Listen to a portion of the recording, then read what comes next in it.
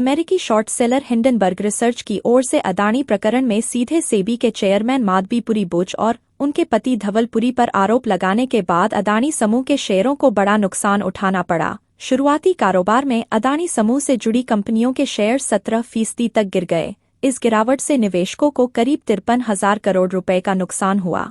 इस बिकवाली से अदानी समूह के 10 शेयरों का संयुक्त बाजार पूंजीकरण यानी मार्केट कैप घटकर 16.7 लाख करोड़ रुपए हो गए। दूसरी ओर विपक्षी दलों ने बुच पर लगाए गए आरोपों को बेहद गंभीर करार देते हुए उन्हें तत्काल सेबी प्रमुख पद से हटाने और केंद्र सरकार से कार्रवाई की मांग की है। पश्चिम बंगाल के कोलकाता में डॉक्टर की हत्या के विरोध में आज दिल्ली के सरकारी अस्पतालों में डॉक्टर हड़ताल पर हैं। एम्स और आरएमएल में डॉक्टर हड़ताल पर बैठ गए हैं। सीनियर्स डॉक्टरों ने मोर्चा संभाल लिया है। दिल्ली में केंद्र सरकार के 4 अस्पताल में 40,000 से अधिक मरीज आते हैं, तो वहीं दिल्ली सरकार के 38 अस्पताल में 42,000 से ज्यादा मरीज इलाज कराने आते हैं। इस सभी अस्पताल में 1,000 से ज्यादा डॉक्टर हड़ताल कर रहे हैं। रेजिडेंट डॉक्टर्स एसोसिएशन का कहना है कि कोलकाता में जान गंवाने वाली डॉक्टर को न्याय दिलाने तक देश भर में सेवाएं प्रभावित रहेंगी। धोखाधड़ी से दिव्यांग कोटा का लाभ हासिल करने की आरोपी भारतीय प्रशासनिक सेवा (IAS) की पूर्व प्रशिक्षु अधिकारी पूजा खेड़कर को दिल्ली हाईकोर्ट से राहत मिल गई है। खेड़कर की अग्रिम जमानत याचिका पर हाईकोर्ट ने दिल्ली पुलिस और यूपीएससी को नोटिस जारी किया है और जवाब मांगा है। अब पूजा खेड़कर की अग्रिम जमानत पर 21 अगस्त को सुनवाई होगी। तब तक हाईकोर्ट ने उनकी गिरफ्तारी पर रोक लगा दी है। अग्रिम जमानत के लिए खेड़कर की याचिका पर न्यायमूर्ति सुब्रमण्यम प्रसाद की अध्यक्षता वाली पीठ ने सुनवाई की। वहीं खेड़कर की तरफ से वरिष्ठ अधिवक्ता सिद्धार्थ लूथरा, जबकि यूपीएससी की तरफ से नरेश कौशिक उपस्थित हुए। राजधानी में विधानसभा चुनाव की तैयारी शुरू हो गई है। दरअसल मुख्य निर्वाचन कार्यालय ने विधानसभा चुनाव के लिए एमसीडी को नोडल अधिकारियों की नियुक्ति करने के आदेश दिए हैं।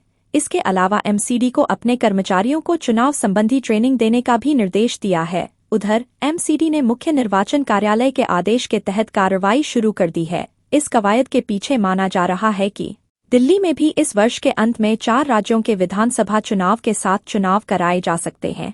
दिल्ली विधानसभा का कार्यकाल अगले की शुरुआत में खत्म होगा। दिल्ली के मुख्यमंत्री अरविंद केजरीवाल ने शराब घोटाला केस में जमानत के लिए सुप्रीम कोर्ट का रुख किया है। आम आदमी पार्टी की लीगल टीम ने सोमवार को इसकी जानकारी दी। इसमें बताया गया कि केजरीवाल ने इस मामले में सीबीआई की तरफ से गिरफ्तारी को भी चुनौती दी है। गौरतलब है कि हाल ही में केजरीवाल ने सीबीआई द्वारा गिरफ्तारी को दिल्ली हाईकोर्ट में भी चुनौती दी थी, हालांकि वहां उन्हें राहत नहीं मिली थी। हाईकोर्ट ने मामले में केजरीवाल की गिरफ्तारी को सही करार देते हुए 5 अगस्त को इसे बरकरार रखा था। अब केजरीवाल सुप्रीम कोर्ट पहुंचे हैं। बिहार की राजधानी पटना में सोमवार को बीपीएससी के दफ्तर के बाहर प्रदर्शन कर रहे शिक्षक अभ्यर्थियों पर पुलिस ने लाठीचार्ज किया। इससे कई शिक्षक अभ्यर्थी घायल हो गए। बता दें कि टीआरई 3 से जुड़े अभ्यर्थी 1 कैंडिडेट 1 रिजल्ट की मांग को लेकर प्रदर्शन कर रहे थे। प्रदर्शनकारियों ने बताया कि हमें आगे नहीं जाने दिया जा रहा, हम पर लाठीचार्ज की गई, यह अन्याय हो रहा है, यह लोकतंत्र की हत्या है। क्या लोकतंत्र में छात्र शांतिपूर्वक अपनी बात नहीं रख सकते? नीतीश कुमार खुद छात्र आंदोलन से उभरे हुए नेता हैं, तो आज छात्र आंदोलन को क्यों कुचला जा रहा है? शंभू बॉर्डर खोलने के मामले में सुप्रीम कोर्ट में सुनवाई हुई है। कोर्ट ने शंभू सीमा पर सड़कों को आंशिक रूप से फिर से खोलने के लिए पंजाब, हरियाणा के डीजीपी को आसपास के जिलों के एसपी के साथ 1 सप्ताह में बैठक करने का निर्देश दिया है। शंभू बॉर्डर को खोलने संबंधी मामले में हरियाणा सरकार ने पंजाब एवं हरियाणा हाई कोर्ट को सुप्रीम कोर्ट में चुनौती दी हुई है। सोमवार को कोर्ट में इस मामले पर सुनवाई हुई।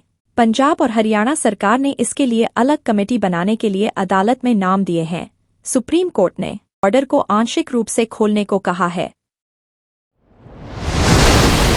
जातीय हिंसा प्रभावित मणिपुर के तेंगनोपाल जिले में उग्रवादियों और एक ही समुदाय के ग्रामीण स्वयंसेवकों के बीच गोलीबारी में 4 हथियारबंद लोगों की मौत हो गई। वहीं कांगपोकपी जिले में बम धमाके में सैकुल से पूर्व विधायक यमथोंग हाउकिप की पत्नी की जान चली गई। पुलिस ने बताया कि शुक्रवार को मोलनोम इलाके में मुठभेड़ में यूनाइटेड कुकी लिबरेशन फ्रंट (यूकेएलएफ) के एक उग्रवादी और एक ही समुदाय के 3 ग्रामीण स्वयंसेवकों की मौत हो गई।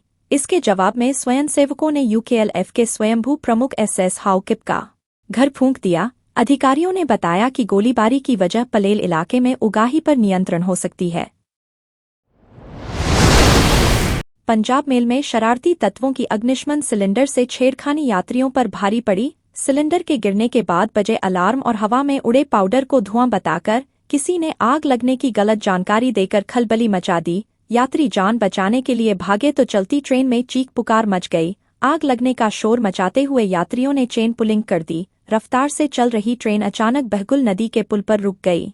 इसके बाद भगदड़ जैसे हालात हो गए। यात्रियों ने बैग व अन्य सामान बोगी में ही छोड़कर ऊंचाई की परवाह किए बगैर कूदना शुरू कर दिया। हिमाचल प्रदेश के कई भागों में भारी बारिश से व्यापक नुकसान हुआ है। राज्य में जगह जगह भूस्खलन से सोमवार सुबह 10 तक 4 नेशनल हाईवे व 338 सड़कें यातायात के लिए बंद थीं। सबसे ज्यादा सड़कें शिमला, मंडी, कुल्लू व चंबा जिले में बाधित हैं। इसके अतिरिक्त राज्य में 488 बिजली ट्रांसफार्मर व 116 जल आपूर्ति योजनाएं प्रभावित हैं। इससे कई इलाकों में बिजली व पानी का संकट पैदा हो गया है। पंजाब के जेजों गांव में रविवार सुबह करीब 10 एक इनोवा कार खड्ड के तेज बहाव में बह गई थी।